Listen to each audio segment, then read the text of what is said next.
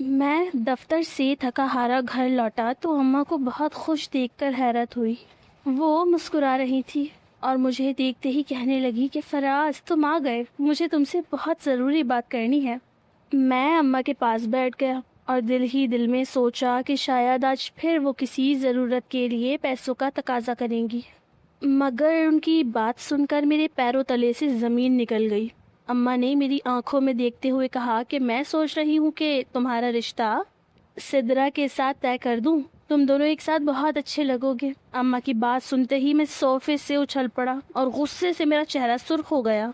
میں نے اماں کی طرف دیکھا اور سخت لہجے میں کہا کہ اماں یہ کیسی باتیں کر رہی ہیں آپ؟ میں سدرا سے کبھی شادی نہیں کروں گا، وہ تو نجلہ کی نند ہے نا، اور آپ ہی تو کہہ رہی ہے کہ اس کے سسرال والے بہت برے ہیں، تو پھر میں بھلا کیوں اس کے خاندان میں جا کر اپنی زندگی خراب کروں؟ اماں میری بات سن کر بالکل نہیں گھبرائیں، بلکہ وہ مسکراتی رہیں اور کہنے لگی کہ فراز یہی تو اصل بات ہے، اگر سدرا ہمارے گھر آ جائے گی تو پھر وہاں نجلہ کی زندگی میں سکون آ جائے گا۔ اس کے سسرال والے نجلہ کو تنگ کرنے سے پہلے 1000 بار سوچیں گے، کیونکہ تب نجلہ کی نند ہمارے گھر کی بہو بن کر آ چکی ہوگی۔ اماں کی یہ بات سن کر میں نے اپنا سر پکڑ لیا۔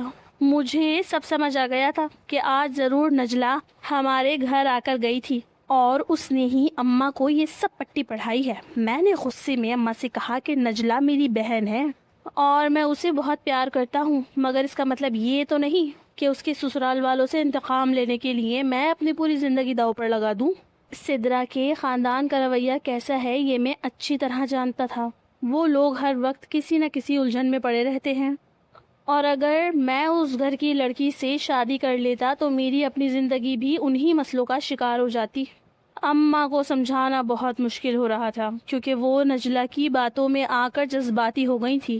انہوں نے سوچ رکھا تھا کہ سدرا کے آنے سے نجلہ کے سسرال والے دباؤ میں آ جائیں گے اور اسے تنگ نہیں کریں گے، مگر میں جانتا تھا کہ یہ سوچ کتنی غلط تھی۔ کسی اور کی زندگی کو بہتر بنانے کے لیے اپنی زندگی کو داؤ پر لگانا کہاں کی عقل مندی تھی۔ میں نے اماں کو سمجھانے کی کوشش کی کہ ماں یہ کوئی کھیل نہیں ہے جو آپ نجلہ کو خوش کرنے کے لیے میری شادی کر دیں گی۔ اس رشتے میں 2 انسانوں کی زندگی کا سوال ہے اور میں ایسی کسی بھی چیز کا حصہ نہیں بننا چاہتا جس کا مقصد صرف نجلہ کے سسرال کو نیچا دکھانا ہو۔ اماں خاموش تھی مگر ان کی آنکھوں میں وہی ضد تھی جو اکثر نجلہ کے آنے کے بعد پیدا ہوتی تھی۔ میں جانتا تھا کہ اب یہ معاملہ یہیں ختم نہیں ہونے والا۔ نجلہ نے جس طرح سے اماں کے ذہن میں یہ بات بٹھائی تھی اسے نکالنا آسان نہ تھا۔ میں وہاں سے اٹھ کر اپنے کمرے میں چلا گیا اور بستر پر لیٹ کر سوچنے لگا کہ اب اس صورتحال سے کیسے نکلا جائے۔ میرا دماغ بری طرح الجھ چکا تھا۔ ایک طرف میری ماں کی خواہش تھی اور دوسری طرف میرا اپنا مستقبل۔ سدرا کا نام سن کر ہی مجھے عجیب سی کوفت ہو رہی تھی کیونکہ مجھے اس میں کوئی دلچسپی تھی ہی نہیں۔ کمرے میں اکیلے بیٹھ کر میں نے سوچا کہ آخر نجلہ کو یہ خیال آیا ہی کیوں؟ کیا وہ اتنی بے بس ہو چکی ہے کہ اسے میرے کندھے پر رکھ کر اپنی بندوق چلانی پڑ رہی ہے؟ یہ سب بہت عجیب اور تکلیف دہ تھا۔ میں نے فیصلہ کیا کہ کل میں نجلہ کے گھر جاؤں گا اور اس سے صاف صاف بات کروں گا کہ وہ اپنی زندگی کے مسئلوں کے لیے مجھے بیچ میں نہ لائے۔ اگلے دن دفتر سے نکلتے ہی میں سیدھا نجلہ کے گھر پہنچا۔ میرا مقصد وہاں جا کر نجلہ سے صاف صاف بات کرنا تھا کہ وہ اپنی خاندانی سیاست میں مجھے شامل نہ کرے، لیکن وہاں پہنچ کر جو منظر میں نے دیکھا اس نے میرے ہوش اڑا دیے۔ نجلہ کی ساس جو ہمیشہ منہ میں بدمزگی اور آنکھوں میں سختی لیے پھرتی تھی آج حد درجہ خوش اخلاق بنی ہوئی تھی۔ مجھے دیکھتے ہی ان کے چہرے پر مصنوعی سی مسکراہٹ ابھر گئی۔ انہوں نے مجھے بڑی گرم جوشی سے ڈرائنگ روم میں بٹھایا اور بڑی لجاجت سے سدرا کو آواز دی کہ فراز بیٹا آیا ہے، ذرا شربت بنا کر تو لاؤ۔ یہ سب دیکھ کر مجھے پل بھر میں پوری کہانی سمجھ میں آ گئی۔ میری بہن نجلہ نے نہ صرف اماں کے کان بھرے تھے بلکہ اس نے اپنے سسرال میں بھی یہ خبر پھیلا دی تھی کہ میری اور سدرا کی شادی ہونے والی ہے۔ یہ سوچ کر ہی میرے سر میں درد شروع ہو گیا کہ میری اپنی بہن نے میرے لیے یہ کیسی مشکل کھڑی کر دی ہے۔ جب سدرا کمرے میں شربت کا گلاس لے کر آئی تو میں نے اسے سر سے پاؤں تک دیکھا۔ وہ بے حد دبلی پتلی اور کمزور سی لڑکی تھی جسے دیکھ کر مجھے ایک جھٹکا لگا۔ مجھے ہمیشہ سے بھری اور صحت مند عورتیں پسند تھیں اور سدرا کا سراپا میری خواہشات کے بالکل برعکس تھا۔ تھوڑی دیر میں نجلہ بھی کمرے میں آ گئی. اس سے مجھے دیکھ کر ایک معنی خیز مسکراہٹ دی اور سدرا کو اشارہ کیا کہ وہ بھی وہیں بیٹھ جائے. یہ دیکھ کر میرا پارا مزید چڑھ گیا. میں نے نجلہ کی آنکھوں میں آنکھیں ڈال کر کہا کہ تم سے میں اکیلے میں بات کرنا چاہتا ہوں. یہ سننا تھا کہ سدرا کے ماتھے پر ایک رنگ آ کر گزر گیا. وہ فوراً اٹھ کر کمرے سے باہر چلی گئی. جیسے ہی وہ باہر گئی نجلہ نے مجھے عجیب سی نظروں سے گھورتے ہوئے کہا کہ بھائی آپ کو اتنی سختی سے بات کرنے کی کیا ضرورت تھی؟ وہ بیچاری کتنی محبت اور سلیقے سے یہاں بیٹھی ہوئی تھی. نجلہ کی ہمدردی دیکھ کر میرا غصہ قابو سے باہر ہو گیا. میں نے نجلہ کا بازو پکڑ لیا اور دبایا. میں نے غصے میں کہا کہ زیادہ چالاکیاں کرنے کی ضرورت نہیں ہے. میں تمہیں بچپن سے جانتا ہوں. تمہیں یاد نہیں کہ کل تک یہی نند تمہیں زہر لگتی تھی؟ تمہارے گھر میں اس کا ہونا تمہیں کانٹے کی طرح چبھتا تھا اور اب اسے اپنے گھر سے نکالنے یا اپنے سسرال میں اپنی اہمیت بڑھانے کے لیے تم میری زندگی کا سودا کر رہی ہو. تم چاہتی ہو کہ میں اس لڑکی سے شادی کر لوں تاکہ تمہارے سسرال والے سدرا کی وجہ سے تمہاری عزت کرنے پر مجبور ہو جائیں. نجلہ میری آنکھوں میں آنکھیں ڈال کر کچھ بولنے کی کوشش کر رہی تھی مگر میرا غصہ دیکھ کر اس کی ہمت نہیں ہو رہی تھی. میں نے اس کا بازو چھوڑ دیا اور کھڑا ہو گیا. سدرا جیسی دبلی پتلی لڑکی کا خیال ہی میرے لیے اذیت ناک تھا. میں اپنی زندگی کا فیصلہ خود کرنا چاہتا تھا. کسی کی خوشامد یا کسی کے گھر کے معاملات سدھارنے کے لیے اپنی مرضی کا گلا نہیں گھونٹنا چاہتا تھا. نجلہ کی یہ حرکتیں اب حد سے بڑھ رہی تھی اور مجھے لگ رہا تھا کہ اگر میں نے ابھی اس کا راستہ نہ روکا تو یہ مجھے کسی ایسی جگہ لے جائے گی جہاں سے واپسی کا کوئی راستہ نہیں ہوگا.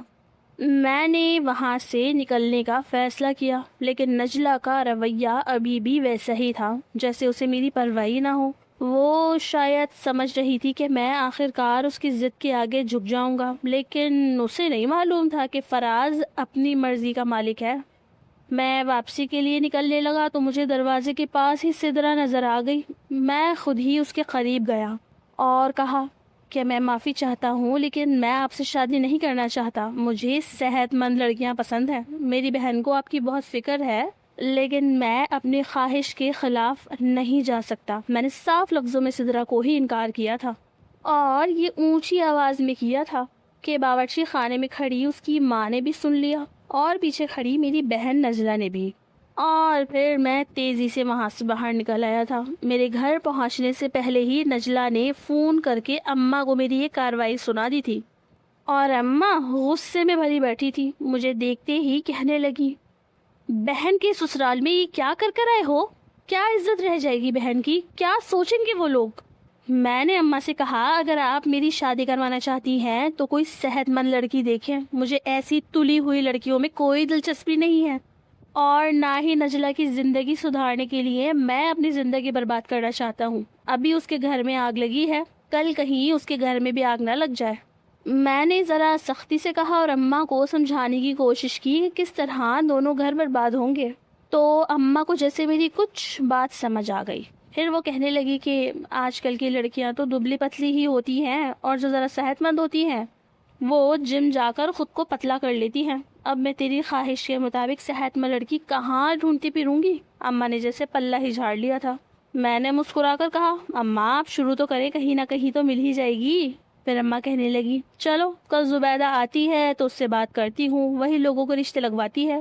اسی سے کہوں گی کہ لوگ دبلی پتلی لڑکیاں ڈھونڈ رہے ہیں, جس کو موٹی لڑکی نہیں چاہیے وہ موٹی لڑکی ہمیں دکھا دے. اماں نے یہ بات طنزی انداز میں کہی تھی کیونکہ میری یہ فرمائش انہیں بہت بری لگی تھی کہ مجھے کوئی دبلی پتلی خوبصورت لڑکی نہیں بلکہ ذرا صحت مند سی لڑکی چاہیے. میں نے اپنی بات پر زور دیتے ہوئے کہا کہ اماں یہ پتلی لڑکیاں تو خود ہی بیمار لگتی ہیں, جیسے ہوا کے جھونکے سے اڑ جائیں گی. ان سے گھر کے کام کاج بھی صحیح طرح نہیں ہوتے, آتے ہی کمزوری کا بہانہ بنا دے گی. تو تم اس عمر میں کیا کرو گی؟ اماں نے میری طرف غور سے دیکھا اور کہنے لگی فراز تو بھی عجیب ضد پکڑ کر بیٹھا ہے. شادی کے لیے صحت اور خوبصورتی سے زیادہ اخلاق دیکھے جاتے ہیں.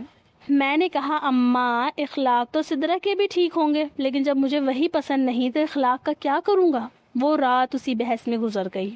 میں نے اماں کو باور کرا دیا تھا کہ میں کسی بھی صورت سدرا سے شادی نہیں کروں گا. نجلہ کی ضد اور اماں کی پریشانی اپنی جگہ تھی مگر میں اپنے فیصلے پر قائم و دائم تھا.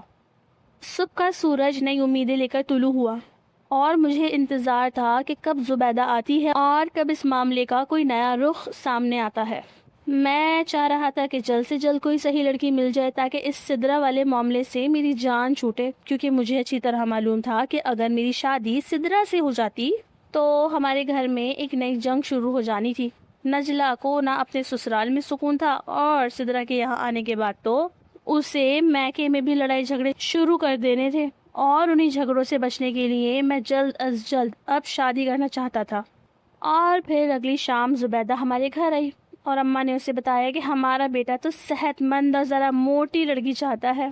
یہ سن کر زبیدہ خوب ہنسی اور کہنے لگی کہ تمہارا لڑکا بھی عجیب ہے، نرالی فرمائشیں کرتا ہے، یہاں سارا زمانہ دبلی پتلی لڑکیوں کے پیچھے بھاگ رہا ہے اور تمہارے بیٹے کو موٹی لڑکی پسند ہے۔ اس کی بات سن کر اماں نے گھوری میری طرف ڈالی تو میں نے مسکرا کر کہا، ہاں مجھے صحت مند لڑکی چاہیے، کوئی بیمار یا کمزور لڑکی نہیں چاہیے۔ میں چاہتا ہوں کہ وہ آ کر میری زندگی اور میرے معاملات سنبھالے، نہ کہ میں اسے لے کر ہسپتالوں کے چکر کاٹتا رہوں۔ میری بات پر زبیرہ بیگم خاموش ہو گئیں اور کہنے لگی، 2-3 لڑکیاں ایسی ہیں تو صحیح، لیکن ان کی تھوڑی عمر زیادہ ہو رہی ہے، کیونکہ موٹی لڑکیوں کا رشتہ نہیں ہوتا نا۔ پھر اس نے اپنے بیگ سے 2 تصویریں نکال کر دکھائیں۔ ان میں سے ایک لڑکی تو عمر میں مجھ سے 2-3 سال بڑی لگ رہی تھی، جبکہ ایک تقریباً میرے برابر کی ہی لگ رہی تھی۔ میں 27 سال کا تھا اور زبیدہ بیگم نے بتایا تھا کہ وہ لڑکی 25 سال کی ہے، لیکن دیکھنے میں کافی خوبصورت اور صحت مند نظر آ رہی تھی۔ نقوش بھی بہت ہی خوبصورت اور گوری چٹی تھی۔ پہلی ہی نظر میں وہ لڑکی مجھے کافی اچھی لگی اور میں نے زبیدہ بیگم سے کہا کہ بس اسی لڑکی کے گھر ہماری اماں کو لے جائیں۔ اماں نے یہ سن کر پھر مجھے دیکھا تھا اور پھر زبیدہ بیگم سے کہا تھا کہ چلو ٹھیک ہے، مجھے اس لڑکی کے گھر لے چلو، باقی باتیں بعد میں دیکھیں گے۔ زبیدہ بیگم پھر اگلے دن ہی اماں کو اس لڑکی کے گھر لے گئیں، لیکن یہ بات ہم نے نجلہ تک نہیں جانے دی، ورنہ وہ نیا ہنگامہ کھڑا کر دیتی۔ اگلے دن جب اماں اس لڑکی فریحہ کے گھر سے واپس آئیں تو ان کے چہرے پر اطمینان تھا۔ میں نے فوراً پوچھا کہ اماں کیا ہوا، وہ کیسی لگی آپ کو؟ اماں نے مسکرا کر بتایا کہ لڑکی واقعی بہت سلجھی ہوئی اور تمیزدار ہے، گھر والے بھی بہت شریف معلوم ہوتے ہیں اور سادگی پسند ہے۔ مجھے یہ سن کر بہت خوشی ہوئی کہ اماں کو وہ لڑکی پہلی ملاقات میں ہی بھا گئی ہے۔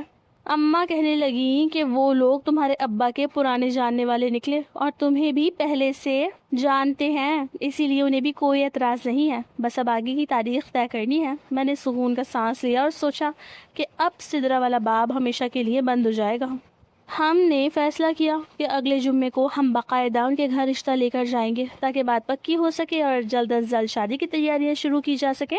نجلہ کو ابھی بھی اس بات کی کانوں کان خبر نہیں تھی کہ ہم اس کے منصوبوں کے خلاف کیا قدم اٹھا رہے ہیں۔ 2-4 دن تو خاموشی سے گزر گئے اور پھر ایک دن نجلہ ہمارے گھر آ گئی، کیونکہ اسے زبیدہ بیگم کی بدولت یہ خبر مل چکی تھی اور اس نے خوب ہنگامہ کھڑا کیا تھا۔ کہنے لگی، میرے شوہر مجھے گھر سے نکال دیں گے۔ میں نے تو اپنے سسرال والوں کو کہہ دیا تھا کہ میں سدرا کی شادی اپنے بھائی سے کرواؤں گی، مجھے کیا پتا تھا کہ میرا بھائی کسی اور کے چکر میں پڑ جائے گا۔ وہ اماں کے آگے خوب رونا ڈال رہی تھی۔ اماں نے اسے وہی بات سمجھانے کی کوشش کی جو میں نے اماں کو سمجھا دی تھی کہ وٹے سٹے کی وجہ سے دونوں ہی گھر خراب ہو جائیں گے، لیکن نجلہ تو کوئی بات سمجھنے کے لیے تیار ہی نہیں تھی۔ کہنے لگی، میرے اکلوتے بھائی کی ساری خوشیاں اب آپ میرے بغیر ہی دیکھیں گی، اب میں اس گھر میں قدم بھی نہیں رکھوں گی۔ اماں نے بڑی مشکل سے اسے روکا تھا، مگر وہ پھر بھی بہت زیادہ غصے میں تھی، اس نے مجھ سے بھی کوئی بات نہیں کی تھی۔ اماں نے اس سے کہا کہ رشتہ لے کر چلنا ہے، مگر اس نے انکار کر دیا۔ کہنے لگی کہ مجھے بہت کام ہے، خود ہی چلے جانا۔ اور پھر اماں اکیلے ہی باقاعدہ رسم کے لیے میرے ساتھ گئیں۔ میں نے ایک نظر لڑکی پر ڈالی تھی اور سچ کہوں تو وہ مجھے دیکھتے ہی پسند آ گئی تھی۔ وہ نہ صرف خوبصورت تھی بلکہ میری ڈیمانڈ کے مطابق اس کا وجود بھی بھربھرا تھا۔ 25 سال کی عمر میں وہ بہت ہی خوبصورت اور جوان نظر آ رہی تھی۔ ایک بات ٹھیک ہے، وہ لوگ شادی جلدی کرنا چاہتے تھے۔ اماں نے کہا کہ ہمارا اکلوتا بیٹا ہے، ہم سب کچھ بہت دھوم دھام سے کرنا چاہتے ہیں، مگر نہ جانے کیا بات تھی کہ لڑکی کی ماں کہنے لگی کہ ہمارے یہاں منگنیاں زیادہ عرصے تک ٹکتی نہیں ہیں، کسی نہ کسی وجہ سے منگنی ختم ہو ہی جاتی ہے۔ اس سے پہلے بھی ہماری بیٹی کی 2 منگنیاں ٹوٹ چکی ہیں، اسی لیے میں چاہتی ہوں کہ اب کی بار جلدی شادی رکھی جائے۔ یہ سن کر میں بھی سوچ میں پڑ گیا. میں بھی یہی چاہتا تھا کہ شادی جلدی ہو جائے تاکہ نجلا پھر سدرا والے قصے کو لے کر شروع نہ ہو جائے. اسی لیے میں نے حامی بھر دی. اماں نے بھی کچھ نہ کہا اور گھر میں شادی کی تیاریاں شروع ہو گئیں. میری خوشی کا کوئی ٹھکانہ نہیں تھا کہ آخر کار مجھے میری پسند کی جیون ساتھی مل گئی تھی. گھر میں ہلچل شروع ہو گئی اور میں ہر طرف ایک نئی رونق محسوس کر رہا تھا. نجلا ابھی بھی ناراض تھی مگر مجھے اس کی پرواہ نہیں تھی کیونکہ میں جانتا تھا کہ وقت کے ساتھ سب ٹھیک ہو جائے گا. ہم نے شادی کی تاریخ بہت قریب رکھی تھی تاکہ کوئی اور رکاوٹ نہ آ سکے. میں اپنی ہونے والی دلہن کے بارے میں سوچ کر مسکراتا رہتا تھا. وہ سچ میں بہت پرکشش تھی اور میرا دل تھا کہ بس وہ جلد از جلد اس گھر میں آ جائے. شادی کی تیاریاں زور و شور سے جاری تھی اور میں ہر روز کسی نہ کسی کام میں مصروف رہتا تھا. دکانوں کے چکر لگانا، کپڑوں کا انتخاب کرنا اور گھر کی سجاوٹ کے منصوبے بنانا مجھے بہت اچھا لگ رہا تھا. اماں بھی اب خوش تھی، حالانکہ انہیں نجلا کی ناراضگی کا دکھ تھا مگر میرے چہرے پر رونق دیکھ کر وہ بھی مطمئن ہو گئی تھی.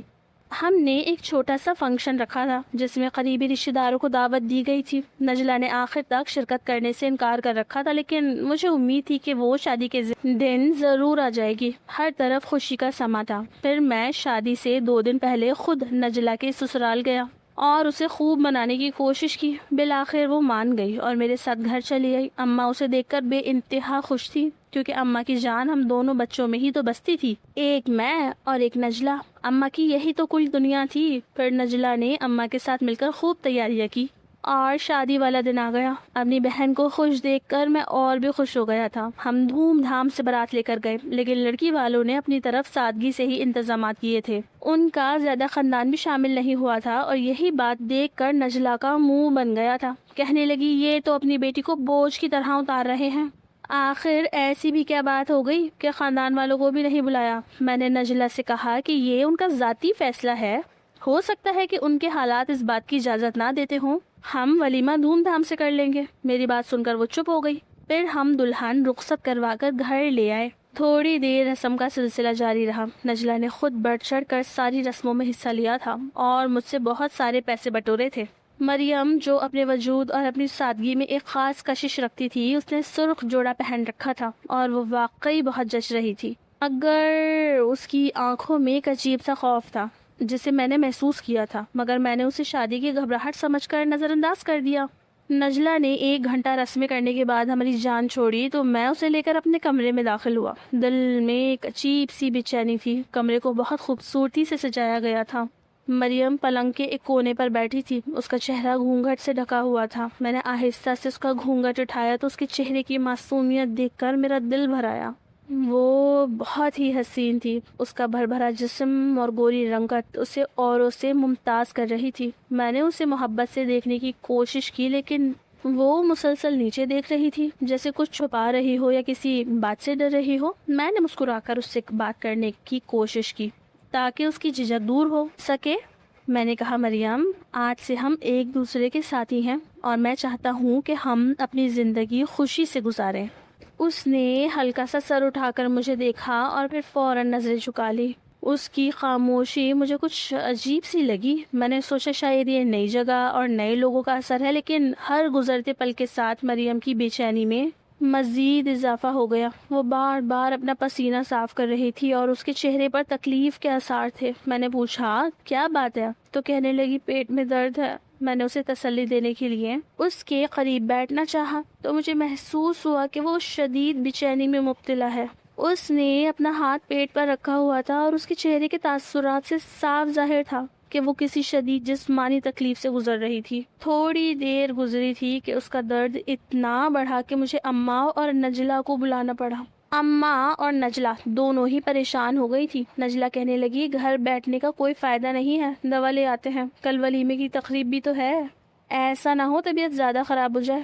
پھر اس نے خود مریم کو پکڑ کر گاڑی میں بٹھایا اور ہم اسے قریبی کلینک لے گئے. نجلا مجھ سے کہنے لگی بھائی آپ باہر انتظار کریں، میں بھابھی کو خود ڈاکٹر کے پاس لے جاتی ہوں. وہ میری بیوی کو اندر لے گئی اور پھر تھوڑی دیر بعد باہر آ کر کہنے لگی بھابھی کا چیک اپ ہو رہا ہے، ڈاکٹر نے مجھے بھی باہر کیا ہے، پتہ نہیں کیا بات ہے. وہ میرے ساتھ ہی بیٹھ گئی تھی. پھر مجھے پریشان دیکھ کر تسلی دینے لگی. کہنے لگی کہ کبھی کبھی نظر لگ جاتی ہے تو اس سے بھی پیٹ میں درد ہوتا ہے یا پھر ہو سکتا ہے کہ بھابھی نے کوئی ایسی ویسی چیز کھا لی ہو. یا پھر صبح سے شادی کو لے کر ٹینشن میں ہو، اس وجہ سے بھی طبیعت خراب ہو جاتی ہے۔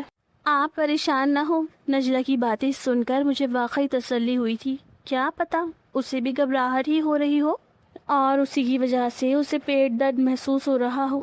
ان دونوں کو انتظار کرتے ہوئے تھوڑی دیر گزری تھی کہ ایک نرس نے آ کر کہا، مبارک ہو، آپ ایک صحت مند بچے کے والد بن گئے ہیں، آپ کو بیٹا ہوا ہے۔ اس کی بات سن کر میں ہکا بکا رہ گیا تھا۔ چند گھنٹوں پہلے ہی تو میری شادی ہوئی تھی، یہ کیسے ممکن تھا کہ میں باپ بن جاتا؟ نرس کی بات سن کر مجھے اپنے قدموں تلے سے زمین نکلتی ہوئی محسوس ہوئی تھی۔ چند گھنٹوں کی شادی میں ایک بچے کا باپ بن گیا تھا، یہ کیسے ممکن تھا؟ میں نے غصے میں نرس سے کہا کہ مجھے لگتا ہے آپ کا دماغ خراب ہو گیا ہے، یہ کسی اور کا بچہ ہوگا۔ نرس نے نفی میں سر ہلایا اور کہنے لگی کہ ہمارے پاس اس وقت آپ کی بیوی کے علاوہ اور کوئی پیشنٹ نہیں ہے۔ نرس کی بات پر نجلہ نے بھی ہنگامہ کھڑا کر دیا، کہنے لگی یہ کیسے ممکن ہے؟ میں خود بھابھی کو ڈاکٹر کے پاس چھوڑ کر آئی تھی اور ڈاکٹر نے چیک اپ کا کہا تھا، لیکن یہ تو نہیں بتایا تھا کہ وہ پریگننٹ ہے۔ نجلہ غصے میں اندر کی طرف بڑھی تھی اور میں بھی اسی کے پیچھے پیچھے چل دیا تھا۔ مریم بیڈ پر لیٹی ہوئی تھی اور ڈاکٹر اس کے سرہانے کھڑی تھی۔ مجھے دیکھتے ہی مریم کے چہرے پر ایک رنگ آ کر گزر گیا تھا۔ میں نے غصے میں کہا کہ یہ کیا ہے؟ یہ بچہ کس کا ہے؟ کیا یہی وجہ تھی کہ تم لوگوں نے جلدی شادی کا شور مچایا تھا؟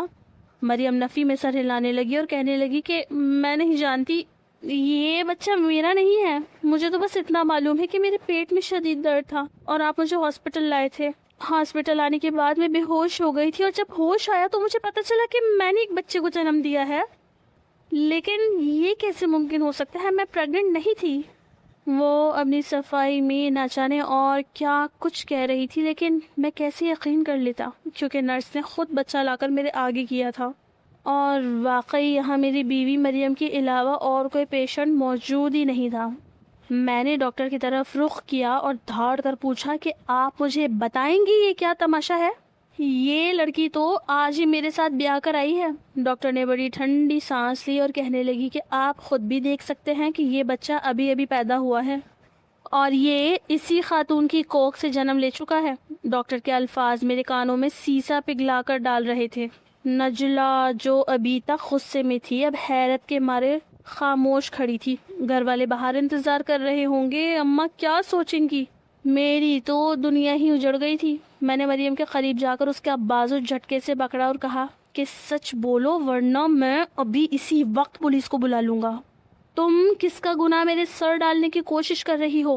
مریم نے روتے ہوئے کہا کہ خدا کی قسم مجھے کچھ پتا نہیں، میں نے تو پیٹ میں درد کی شکایت کی تھی اور میں واقعی میں پریگننٹ نہیں تھی۔ اس کی بات سن کر میرے دماغ اور زیادہ الجھ گیا۔ میں نے ڈاکٹر کو دیکھا کہ کیا وہ جھوٹ بول رہی ہے، لیکن ڈاکٹر تو ایک پیشہ ور تھی، وہ کیوں جھوٹ بولتی؟ ویسے بھی ڈاکٹر کا بھلا ہم سے کیا واسطہ تھا جو وہ جھوٹ کہتی؟ میرا سر چکرا رہا تھا۔ میں سوچ رہا تھا کہ میں جس لڑکی کو اپنی پسند کی بھربھری اور صحت مند عورت سمجھ کر لایا تھا، وہ دراصل مجھے ایک ایسے دھوکے میں پھنسا کر لائی تھی جس کی قیمت مجھے اپنی پوری زندگی ادا کرنی تھی۔ میرے دل میں مریم کے لیے جو تھوڑی بہت ہمدردی یا محبت پیدا ہو رہی تھی وہ غصے اور نفرت میں بدل گئی۔ میں نے سوچا کہ کیا یہی وہ عورت ہے جس نے میری ماں کے خوابوں کو اور میرے گھر کے وقار کو داؤ پر لگا دیا؟ نجلہ رو رہی تھی اور کہہ رہی تھی کہ بھائی اب جو ہو گیا ہے اسے بدل تو نہیں سکتے، لیکن کم از کم اس وقت شور نہ مچائیں ورنہ پورے علاقے میں ہماری جگہ سائی ہو جائے گی۔ نجلہ کی بات سن کر میرا غصہ اور بھی بڑھ گیا۔ میں نے غصے میں کہا جگ ہسائی کے ڈر سے اس کا گناہ کیا میں اپنے سر لے لوں؟ بلاؤ اس کے گھر والوں کو اور یہیں سے اسے چلتا کرو، میں ایسی بد کردار لڑکی کو مزید برداشت نہیں کر سکتا۔ میری بات سن کر مریم بری طرح رونے لگی، مجھے آواز دے کر روکنے لگی، کوشش کرنے لگی۔ میں نے پلٹ کر ایک نظر دیکھا تو وہ واقعی بہت تکلیف میں لگ رہی تھی۔ اس کا چہرہ پسینے سے شرابور تھا اور اس کا جسم کانپ رہا تھا۔ میں سوچ رہا تھا کہ اگر وہ سچ کہہ رہی ہے تو یہ بچہ کہاں سے آیا؟ میں نے اپنی جیب سے فون نکالا اور سوچا کہ اب کیا کروں، اماں کو فون کروں یا سیدھا اس کے گھر والوں کو سب کچھ بتا دوں؟ مریم نے میری طرف ہاتھ بڑھایا اور کہا کہ فراز میری بات کا یقین کریں، میں نے آپ کو دھوکہ نہیں دیا۔ اس نے میری طرف ہاتھ بڑھایا تو میں نے اسے دھکے سے پیچھے کیا اور کہا کہ تمہارا جھوٹ اب میری آنکھوں کے سامنے ہے، تم نے اپنی 2 منگنیاں توڑوائی تھی، شاید اسی وجہ سے وہ لوگ بھی یہی کچھ جان گئے تھے۔ کمرے میں سناٹا چھا گیا تھا۔ نرس بچہ اس کے برابر لٹا کر باہر چلی گئی تھی۔ میں نے سر پکڑ لیا اور سوچا کہ ایک دن پہلے میں کتنا خوش تھا، اور اب میں ایک ایسے اندھیرے میں کھڑا تھا جہاں سے باہر نکلنے کا کوئی راستہ نہیں تھا۔ میں نے فیصلہ کیا کہ اب میں اس پورے معاملے کی تہہ تک پہنچ کر رہوں گا، کیونکہ مریم یہ ماننے کے لیے تیار ہی نہیں تھی کہ یہ بچہ اس کا ہے۔ ڈاکٹر نے مریم کو گھر لے جانے کی اجازت دے دی تھی، کیونکہ اس کے مطابق ڈیلیوری بالکل نارمل تھی۔ میں نے نجلا سے کہہ دیا تھا کہ ہمیں ابھی اسی وقت مریم کے گھر جانا ہے۔ میں اس کے گھر والوں سے جواب مانگوں گا۔ ہم ہسپتال سے مریم کو لے کر سیدھے اس کے گھر پہنچے۔ گاڑی میں مریم مسلسل خاموش تھی، اور اس کی گود میں وہ بچہ تھا جس کے وجود نے میری زندگی میں بھونچال لا دیا تھا۔ نجلا فرنٹ سیٹ پر بیٹھی تھی اور بار بار پیچھے مڑ کر دیکھ رہی تھی۔ اس کے چہرے پر خوف اور حیرت کے ملے جلے تاثرات تھے۔ جب ہم مریم کے گھر پہنچے تو رات کے 4 بج چکے تھے، لیکن میں نے بغیر کسی لحاظ کے دروازے پر زور زور سے دستک دی۔ مریم کے والد نے دروازہ کھولا تو ہمیں اس حالت میں دیکھ کر ان کے چہرے کا رنگ فخ ہو گیا۔ میں نے مریم کو ایک طرف کھڑا کیا۔ وہ بامشکل چل پا رہی تھی۔ میں نے اس کے والد کے سامنے بچہ اٹھا کر اسے دکھایا اور غصے میں چیخ کر پوچھا کہ یہ کس کا گناہ ہے؟ آپ لوگوں نے میری زندگی کے ساتھ یہ کیسا کھیل کھیلا ہے؟ آپ کو معلوم تھا کہ آپ کی بیٹی کی 2 منگنیاں کیوں ٹوٹی تھی؟ وہ اسی گناہ کی وجہ سے ٹوٹی تھی۔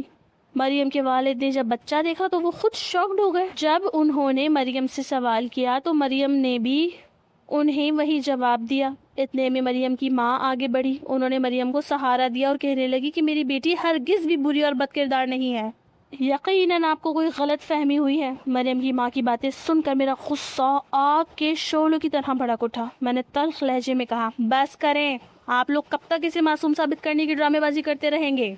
مجھے یاد ہے جب ہم رشتہ مانگنے آئے تھے تو آپ ہی لوگوں نے جلد شادی پر اتنا زور کیوں دیا تھا؟ کیا اسی وقت سے آپ کے ذہن میں یہ خوف تھا کہ آپ کی بیٹی کی حقیقت سامنے آ جائے گی؟ مریم کے والد جو اب تک صدمے میں تھے ایک دم چنگھاڑ کر بولے، فراز، یقین کرو ہمیں اس بچے کے بارے میں کوئی علم نہیں تھا۔ مریم کے پیٹ میں اگر کوئی مسئلہ ہوتا تو ہم اسے ڈاکٹر کے پاس کیوں نہ لے جاتے؟ ہم نے اپنی بیٹی کو ہمیشہ پردے میں رکھا ہے۔ میں نے طنزی انداز میں ایک کہا لگایا اور بچہ ان کی طرف بڑھاتے ہوئے بولا، تو کیا یہ بچہ آسمان سے اترا ہے؟ ڈاکٹر نے خود کہا ہے کہ یہ اسی کی کوکھ سے پیدا ہوا ہے۔ اب آپ یہ مت کہیے گا کہ یہ کوئی کرشمہ ہے۔ اسی لمحے نجلا جو اب تک خاموش کھڑی تھی آگے آئی اور مریم کی طرف دیکھ کر بولی، بھابھی اگر آپ سچ کہہ رہی ہیں اور آپ کو واقعی نہیں معلوم کہ یہ سب کیسے ہوا، تو کیا آپ نے شادی سے پہلے یا آج شادی کی رات کسی اجنبی سے کوئی دوا یا مشروب تو نہیں لیا تھا؟ کوئی ایسی چیز جو آپ کو کسی نے دی ہو؟ نجلا کی اس بات نے میرے دماغ میں ایک جھٹکا سا دیا۔ مریم کی آنکھوں میں ایک دم سے روشنی سی آئی، جیسے اسے کچھ یاد آ گیا ہو۔ اس نے ہچکیوں کے درمیان کانپتی ہوئی آواز میں کہا، ہاں، شادی کے فنکشن کے دوران مجھے ایک دور کی رشتہ دار خاتون نے جوس کا ایک گلاس دیا تھا۔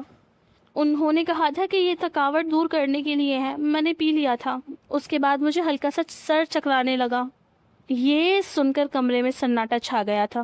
میں نے مریم کے والد کی طرف دیکھا، جن کے چہرے پر اب غصہ نہیں بلکہ ایک گہرا خوف تھا۔ وہ کہنے لگے، وہ عورت، وہ تو ایک طرح سے ہماری دشمن بنی ہوئی تھی، کیونکہ اس نے اپنے بیٹے کا رشتہ کئی بار مریم کے لیے بھیجا تھا، لیکن چونکہ اس کا بیٹا آوارہ اور لفنگا تھا، اسی لیے ہم نے اس رشتے کے لیے صاف منع کر دیا تھا۔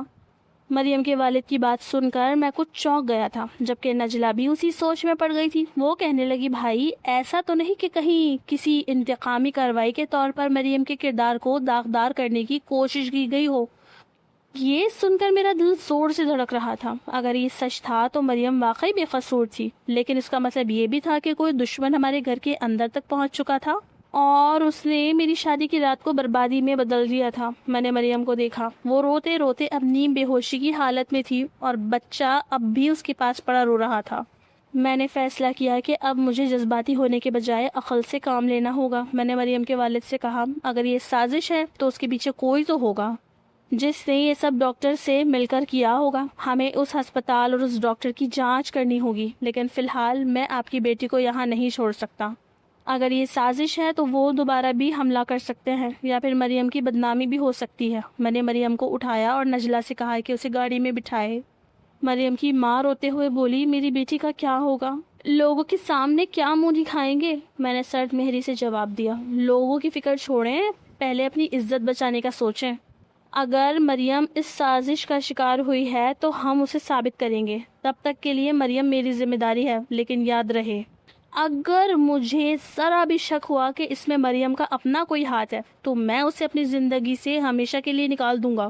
ہم اسے واپس گھر لے آئے، لیکن اس رات گھر میں سکون کا نام و نشان نہیں تھا۔ اماں یہ سب جان کر صدمے میں تھی۔ مریم کو کمرے میں بٹھا کر میں نے نجلہ سے کہا کہ وہ اس پر نظر رکھے۔ میں خود اسی وقت اس اسپتال کی طرف نکلا جہاں یہ سب ڈرامہ ہوا تھا۔ میرے ذہن میں اب صرف ایک ہی مقصد تھا، اس ڈاکٹر کا پتہ لگانا جس نے میری خوشیوں کو اس طرح تار تار کر دیا تھا۔ لیکن اب اس کلینک پر تالا تھا۔ تالا دیکھ کر میرا خون کھول اٹھا۔ میں نے ہمت کی اور کلینک کے عقبی دروازے کا تالا توڑ کر اندر داخل ہوا۔ ڈاکٹر کا کیبن بکھرا پڑا تھا جیسے کوئی جلدی میں وہاں سے نکلا ہو۔ میں نے میز کی درازی کھنگالی تو وہاں سے مجھے مریم کے نام کی ایک فائل ملی، لیکن اس کے ساتھ لگی رپورٹس کسی اور عورت کی تھی۔ یہ سب ایک سوچی سمجھی سازش تھی۔ مریم کو بے ہوش کر کے یہ ڈرامہ رچایا گیا تھا تاکہ کسی کا ناجائز بچہ مریم کے نام کر دیا جائے۔ میری نظر اس پرچی پر پڑی جو ڈیسک کے نیچے گری ہوئی تھی۔ اس پر ایک خاص نام لکھا تھا، شاہزیب۔ یہ نام مجھے یاد تھا۔ یہ نام مریم کے بابا نے میرے سامنے ہی لیا تھا اور بتایا تھا کہ اسی لڑکے کا رشتہ کئی بار مریم کے لیے آ چکا ہے۔ یہ مریم کے اپنے خاندان کا ہی ایک دور کا کزن تھا، ایک ایسا امیر کبیر لڑکا جو اپنی دولت کے نشے میں چور تھا، لیکن اندر سے پوری طرح بکھرا ہوا اور اخلاقی طور پر گرا ہوا انسان تھا۔ مجھے اچانک سب سمجھ آ گیا۔ وہ وہی شخص تھا جس نے مریم کی پچھلی 2 منگنیاں توڑوائی تھی۔ وہ مریم کو حاصل کرنا چاہتا تھا اور جب وہ کامیاب نہ ہو سکا تو اس نے یہ گھناؤنا کھیل کھیلا تاکہ مریم کی عزت کو داغدار کر کے اسے اپنی دہلیز پر جھکنے پر مجبور کر سکے۔ میں غصے میں پاگل ہو رہا تھا۔ میں نے گاڑی نکالی اور نجلہ کو فون کر کے کہا، نجلہ اپنی بھابھی کو سنبھالنا، میں اس اصلی مجرم تک پہنچ چکا ہوں جس نے ہماری زندگی تباہ کی ہے۔ ساتھ ہی میں نے نجلہ کے ذریعے مریم سے شاہزیب کا ایڈریس بھی پوچھ لیا تھا۔ آدھے گھنٹے کے بعد میں اس کے بنگلے کے باہر کھڑا تھا۔ میں نے گیٹ کو زور سے دھکا دیا۔ وہ اپنے وسیع و عریض لاؤنج میں تنہا بیٹھا شراب کے نشے میں دھت تھا۔ مجھے اس حالت میں وہاں دیکھ کر اس نے ایک حقارت بھری مسکراہٹ دی، جیسے شاید اسے اندازہ تھا کہ میں اس تک پہنچ جاؤں گا۔ فراز میاں، اتنی رات گئے میرے گھر؟ سنا ہے آج تمہاری شادی کی رات تھی اور تمہیں ایک تحفہ بھی ملا ہے۔ کیسا محسوس ہو رہا ہے مریم کے ساتھ؟ اس کی یہ بات سن کر میرے ہاتھ مٹھیوں میں بھیج گئے۔ میں نے وہ فائل اس کے سامنے میز پر دے ماری۔ تمہارا یہ گندا کھیل ختم ہو چکا ہے۔ یہ سب تمہاری ہی کارستانی تھی۔ تم نے مریم کی زندگی برباد کرنے کے لیے اسے کیسی سازش میں پھنسایا کہ اس کی عزت داغدار ہو جائے۔ وہ اٹھ کر کھڑا ہوا۔ اس کی چال لڑکھڑا رہی تھی۔ وہ ہنستے ہوئے بولا، عزت؟ اس کی عزت تو میں نے اسی دن مٹا دی تھی جب میں نے اس کی منگنیاں توڑوائی تھی۔ وہ تو بس میرا ایک کھلونا ہے فراز۔ وہ تمہارے پاس صرف ایک داغ بن کر رہے گی۔ اگر وہ میری نہیں ہوئی تو تمہاری بھی نہیں ہو سکتی۔ اس کا تکبر دیکھ کر میرا ضبط ٹوٹ گیا۔ میں نے اس کے گریبان سے اسے پکڑا اور دیوار کے ساتھ جڑ دیا۔ تم دولت کے نشے میں بھول گئے ہو کہ کسی کی عزت سے کھیلنا کیا ہوتا ہے۔ یہ بچہ مریم کا نہیں ہے بلکہ تمہارا خریدا ہوا ہے، اور اس کا سچ اب دنیا کے سامنے آئے گا۔ ہم دونوں کے درمیان ہاتھا پائی شروع ہو گئی۔ وہ اپنے محافظوں کو پکارنے لگا، لیکن اس سے پہلے کہ وہ آتے میں نے اس کا فون اٹھایا جس میں ڈاکٹر کے ساتھ اس کی تمام بات چیت ریکارڈ تھی۔ یہ میری فتح تھی۔ میں نے اسے وہیں زمین پر گرایا اور دھمکی دی، اگر مریم کو ایک خراش بھی آئی تو میں تمہاری یہ ساری دولت اور شہرت راکھ کر دوں گا۔ پولیس کے پاس تمہارے تمام ثبوت پہنچ چکے ہیں۔ میں وہاں سے نکلا تو پیچھے اس کی چیخنے کی آوازیں آ رہی تھی۔ میں واپس گھر پہنچا تو مریم بیڈ پر بیٹھی بری طرح لرز رہی تھی۔ نجلہ اسے تسلی دینے کی کوشش کر رہی تھی۔ میں نے اندر داخل ہوتے ہی مریم کی طرف دیکھا۔ اس کی آنکھوں میں امید کی ایک کرن تھی۔ میں نے آہستہ سے کہا، مریم، وہ شخص بے نقاب ہو چکا ہے۔ تمہیں مزید ڈرنے کی ضرورت نہیں ہے۔ مریم نے میری طرف دیکھا۔ اس کی آنکھوں میں آنسو تھے، مگر وہ ڈر نہیں تھا۔ وہ بولی، فراز، کیا اب میں آپ کے لیے صرف ایک داغ ہوں؟ کیا آپ کبھی مجھ پر بھروسہ کر پائیں گے؟ میں نے اس کے سر پر ہاتھ رکھا اور نرمی سے کہا، میں تم پر بھروسہ کرتا ہوں۔ مریم تم ایک سازش کا شکار تھی، سچ سامنے آ چکا ہے، اب ہمیں مل کر فیصلہ کرنا ہے کہ اس بچے کے ساتھ کیا کرنا ہے، کیونکہ یہ بچہ کس کا ہے یہ تو ہم بھی نہیں جانتے۔ مریم کہنے لگی جلدی یا بدیر اس بات کا بھی علم ہو جائے گا، تب تک ہم اس بچے کو اپنے پاس رکھتے ہیں۔ نجلہ کہنے لگی بھائی اس بچے کو میری گود میں ڈال دے، کتنا عرصہ ہوا ہے میں بے اولاد ہوں اور اسی وجہ سے میرے سسرال والے مجھے بہت پریشان کرتے ہیں۔ جبھی میں آپ کی شادی سدرہ کے ساتھ کروانا چاہتی تھی۔ نجلہ کے منہ سے یہ بات سن کر میں اور مریم دونوں سکتے میں آ گئے۔